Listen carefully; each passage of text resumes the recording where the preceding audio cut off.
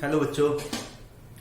तो बच्चों पिछली वीडियो में हम लोगों ने डिस्कस किया था मतलब बेसिक टर्म्स की ऑसिलेटरी मोशन किसको कहते हैं, ऑसिलेटरी मोशन पीरियोडिक होता है, एक मोशन पीरियोडिक हो तो क्या कैरेक्टरिस्टिक होनी चाहिए पीरियोडिक मोशन की, ठीक है, वो हम लोगों ने डिस्कस किया था। पिछली वीडियो में ही मैंने आपको बताया था कि ऑसिलेटरी मोशन का एक स्पेशल केस हम लोग इस चैप्टर में डिस्कस करेंगे जो कि सिंपल हार्मोनिक ऑसिलेशंस है, ठीक है।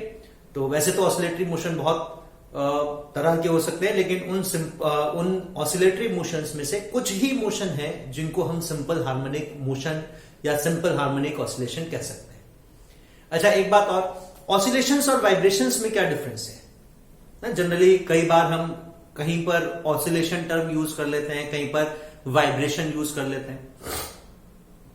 जैसे कहते हैं oscillations of a simple pendulum ना, या vibration of A guitar string. तो क्या डिफरेंस है दोनों में? तो कोई नहीं, सिंपल वाइब्रेशंस भी ऑसिलेशंस है, ऑसिलेशंस भी वाइब्रेशन है। बस डिफरेंस इतना है कि अगर number of cycles, number of periods per unit time बहुत ज्यादा है ना, तो उसको वाइब्रेशंस कह देते हैं। वाइब्रेशन एक तरह से ऑसिलेशंस है जिनकी फ्रीक्वेंसी बहुत ज्यादा।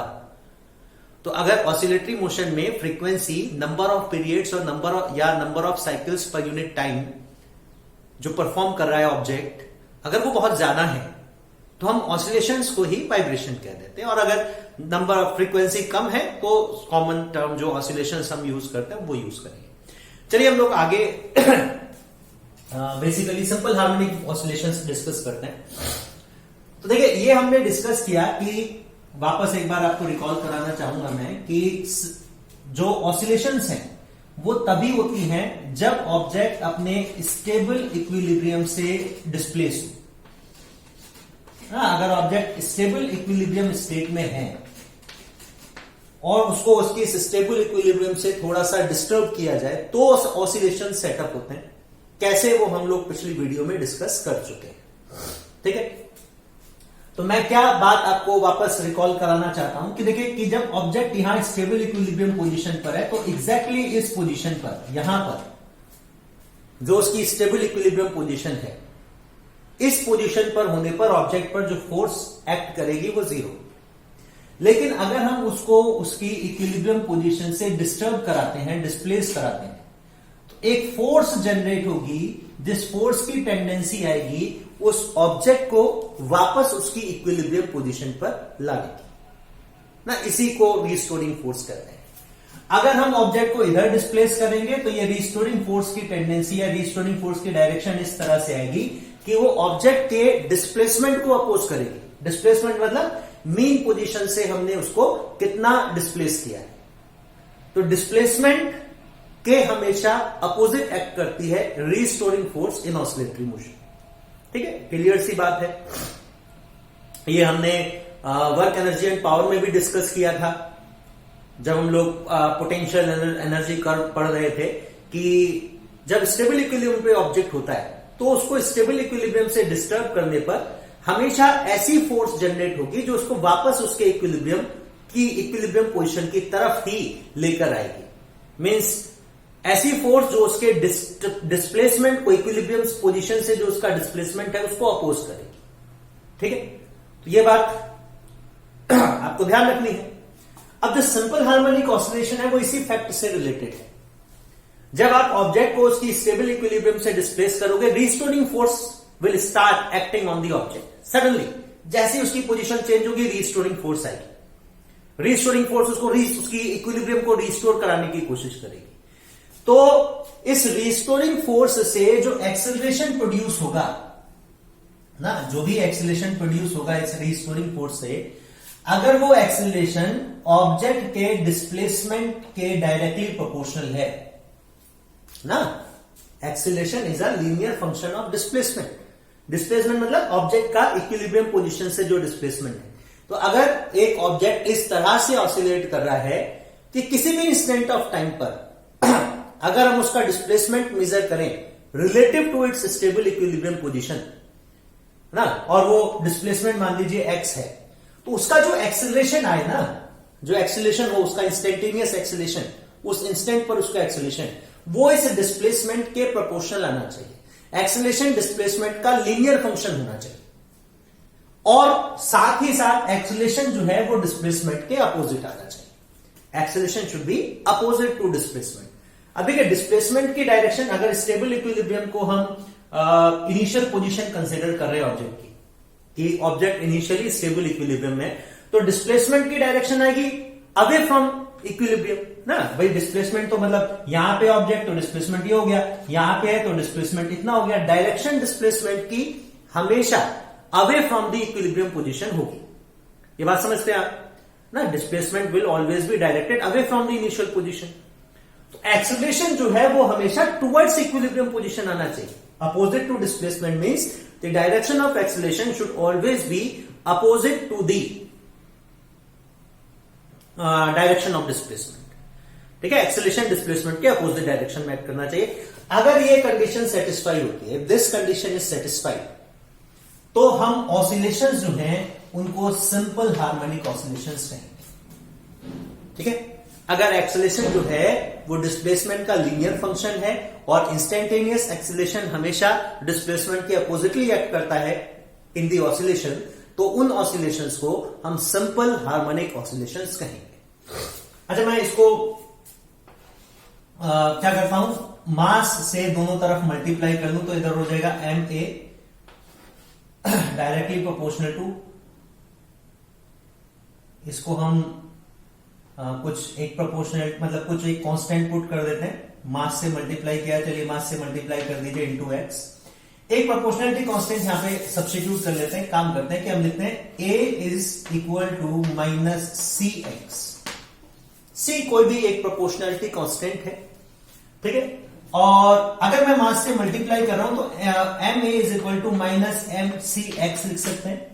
और मास और इस कांस्टेंट को मिलाकर एक नया कांस्टेंट हम सब्स्टिट्यूट कर लेते हैं, क्योंकि नॉन रिलेटिविस्टिक मैकेनिक्स में मास भी कांस्टेंट रहेगा ऑब्जेक्ट का। तो ये मास इनटू एक्सेलरेशन तो आ गई फोर्स। फोर्स कौन सी? रीस्टोरिंग फोर्स जो ऑब्जेक्ट पर एक्ट करेगी जब हम उसको इसके इक्विलिब्रियम से डिस्टर्ब करेंगे, डिस्प्लेस करेंगे। तो ये माइनस एक कांस्टेंट हम पुट कर लेते हैं एम इंटू सी के एक्स आनी चाहिए। मतलब फोर्स जो है रीस्टोरिंग फोर्स, अगर वो डिस्प्लेसमेंट के अपोजिट एक्ट कर रही है, तो वो तो होता ही ऑसिलेटरी मोशन में कि जब ऑब्जेक्ट को आप इक्विलिब्रियम स्टेबल इक्विलिब्रियम से डिस्टर्ब करोगे तो रीस्टोरिंग फोर्स जनरेट होगी। और रीस्टोरिंग फोर्स का मतलब ही ये है, it will act opposite to displacement. Displacement away from equilibrium position आएगा, restoring force towards equilibrium position आएगी। लेकिन ये फोर्स जो है ये डिस्प्लेसमेंट का लीनियर फंक्शन होनी चाहिए। Force should be directly proportional to displacement. अगर ये कंडीशन सेटिस्फाई होती है, ठीक है, ये कंडीशन सेटिस्फाई होती है, तो हम ऑसिलेशंस को सिंपल हार्मोनिक ऑसिलेशन कहेंगे। तो चाहे तो आप इसको इस टर्म में रिप्रेजेंट कर लीजिए, चाहे आप इसको फोर्स की टर्म में लिख लीजिए, चाहे आप इसको एक्सेलरेशन की टर्म में लिख लीजिए, है दोनों एक ही चीज कि फोर्स या acceleration should be a linear function of displacement. If this happens then you can term the oscillations to be simple harmonic oscillation. ठीक है, ये इसको हम कह सकते हैं सिंपल हार्मोनिक फोर्स लॉ। कि हमको कैसे पता चलेगा कि जो ऑसिलेशंस है वो सिंपल हार्मोनिक है या नहीं? तो ये आप देखिए, अगर ऐसी कंडीशन है F is equal to minus K X, इस तरह की रिस्टोरिंग फोर्स एक्ट कर रही है ऑब्जेक्ट पर, तो ऑब्वियसली उसके जो ऑसिलेशंस हैं उनको हम सिंपल हार्मोनिक ऑसिलेशन कह सकते हैं। ठीक है, तो this is simple harmonic force law. देखिए कुछ टर्म्स बच्चों हम लोग डिस्कस कर लेते हैं, some terms which are related to the oscillatory motion.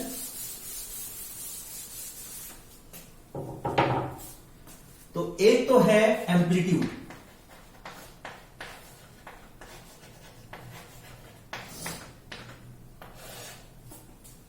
तो देखिए एम्पलीट्यूड क्या होता है, तो जैसे हम बात कर रहे थे कि एक ऑब्जेक्ट अपने स्टेबल इक्विलिब्रियम पोजीशन पर है, late us say O to be its stable equilibrium, और इस स्टेबल इक्विलिब्रियम से हम उसको डिस्टर्ब करते हैं और कुछ एनर्जी, क्योंकि रिस्टोरिंग फोर्स के अगेंस्ट हमको वर्क डन करना पड़ेगा, कुछ एनर्जी हमने उसको प्रोवाइड की है।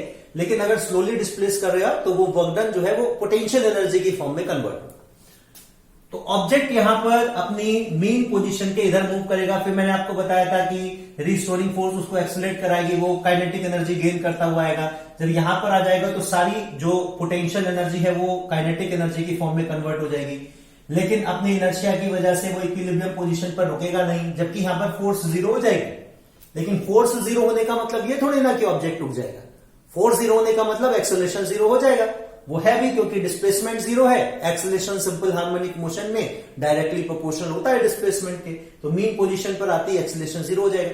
लेकिन अपने इनर्शिया की वजह से वो ऑब्जेक्ट, क्योंकि उसने कुछ काइनेटिक एनर्जी गेन करी है, तो वो ओवरशूट करेगा इस इक्विलिब्रियम पोजीशन को, और वो दूसरी तरफ on either side of the mean position वो डिस्प्लेस होगा। अगर हम ये मान लें कि किसी तरह की कोई डिसिपेटिव फोर्स नहीं है, डिसिपेटिव फोर्स मतलब ऐसी फोर्स जिसके अगेंस्ट एनर्जी का लॉस हो, जैसे फ्रिक्शनल फोर्स होती है, विस्कस फ्रिक्शन होता है ना, तो इस तरह की dissipative forces non conservative forces नहीं है, तो हम कह सकते हैं कि एनर्जी हमेशा कांस्टेंट रहेगी। ऑन बेसिस ऑफ सिमेट्री हम कह सकते हैं अगर इधर जितना डिस्टेंस स्टेबल इक्विलिब्रियम से इधर जा रहा है ऑब्जेक्ट, लगभग उतना ही डिस्टेंस इधर जाएगा, क्योंकि बिहेवियर तो रिस्टोरिंग फोर्स का सेम है सिंपल हार्मोनिक मोशन में ना। तो on basis of that argument we can say कि जितना इधर डिस्प्लेसमेंट होगा उतना ही इधर डिस्प्लेसमेंट होगा। तो ऑब्जेक्ट का स्टेबल इक्विलिब्रियम से जो मैक्सिमम डिस्प्लेसमेंट होता है ऑन आइदर साइड, दोनों में से किसी भी तरफ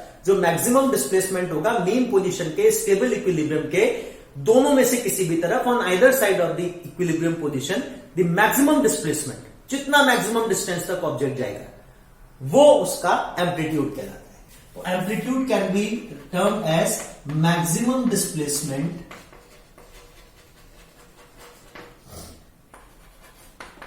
of oscillator on either side of its stable equilibrium।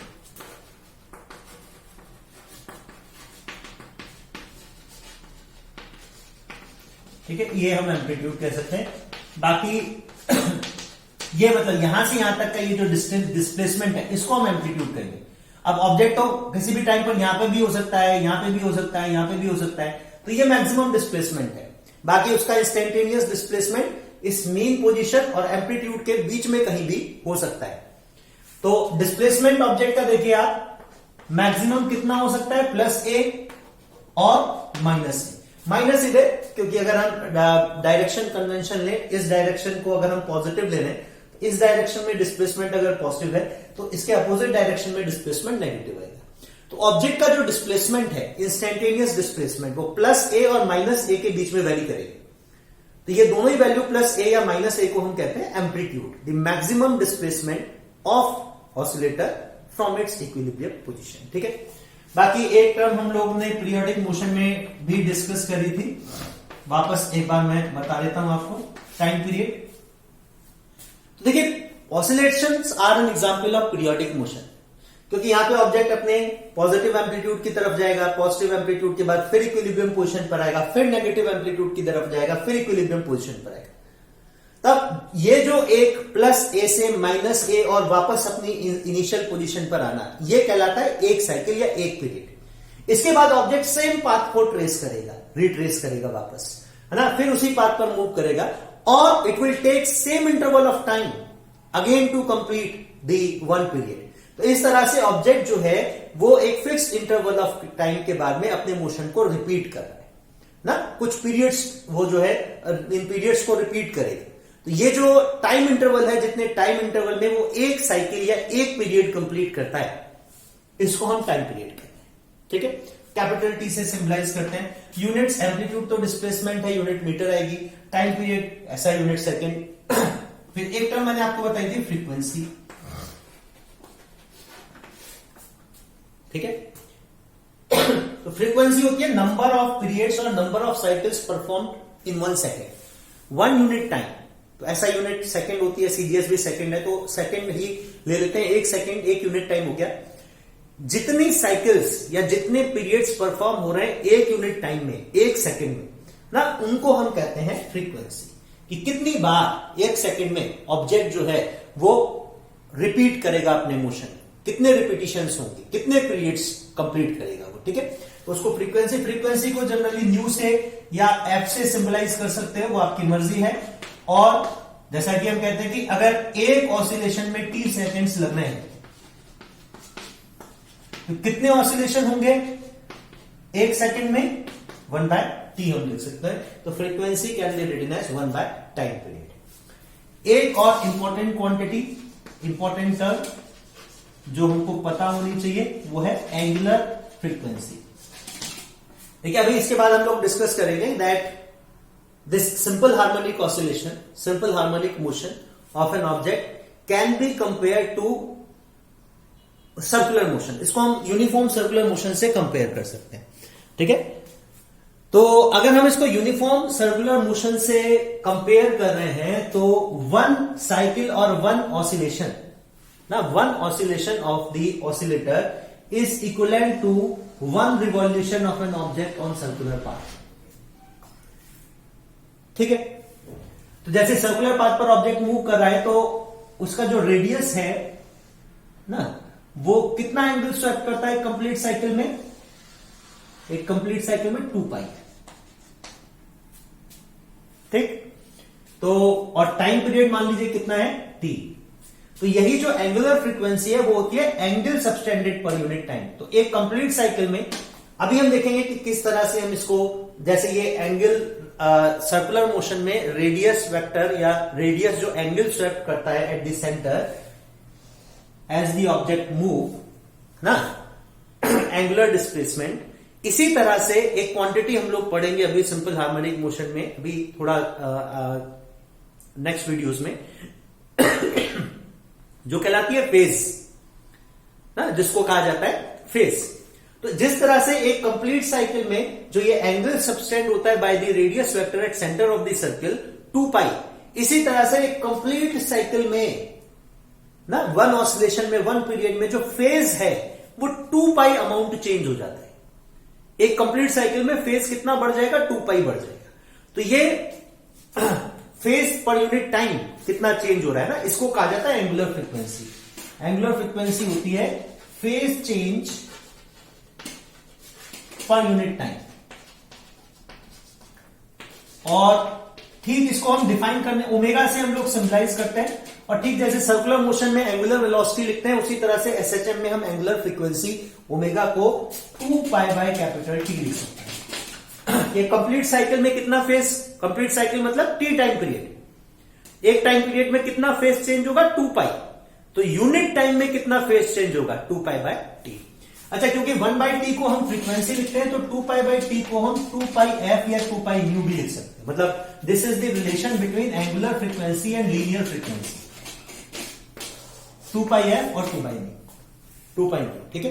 तो ये कुछ टर्म्स हैं जो हमको पता होनी चाहिए before starting the actual description, actual representation of the simple harmonic motion.